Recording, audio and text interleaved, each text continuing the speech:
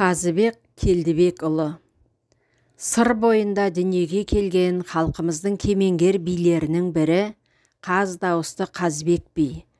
Ол қазақ пен қалмақ арасындағы жаугершілік, шапқыншылық кезеңде екі елдің арасына бітімші болған алғыр да шешен елші ретінде де танылған.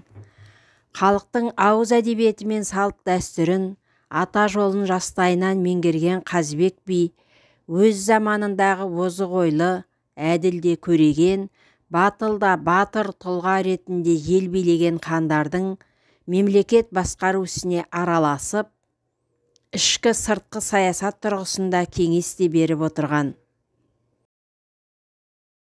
Қалмақ ханына айтқаны: біз қазақ деген мал баққан елміз, бірақ ешкімге соқтықпай жай жатқан елміз. Елімізден құт береке қашпасын деп, жеріміздің шетін жау баспасын деп, найзаға үкі таққан елміз.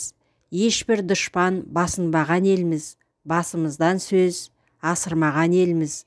Досымызды сақтай білген елміз, дәм тұзын ақтай білген елміз.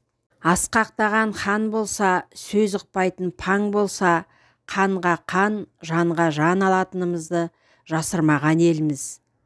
Біз қазақ деген қырда қой баққан елміз, жүйрік жаратып, қымызға бие байлатқан елміз. Егер бітімге келмесең, тұрысатын жеріңді айт. Атадан ұл туса, құл боламын деп тумайды, анадан қыз туса, күң боламын деп тумайды. Ұл мен қызды қаматып отыра алмайтын елміз.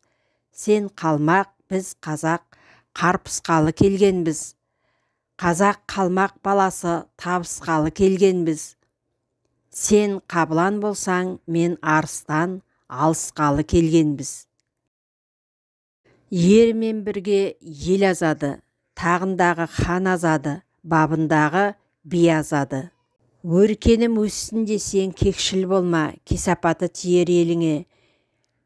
Елім өссін десең, өршіл болма, өскеніңді өшірерсің. Басына іс түскен пақырға қастық қылма, қайғысы көшер басыңа. Жанашыры жоқ жарлыға, жәрдемші бол асыға.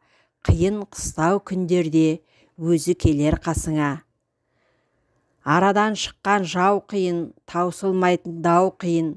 Шаншқылаған сөз қиын, жазылмаса дерт қиын, іске аспаған серт қиын.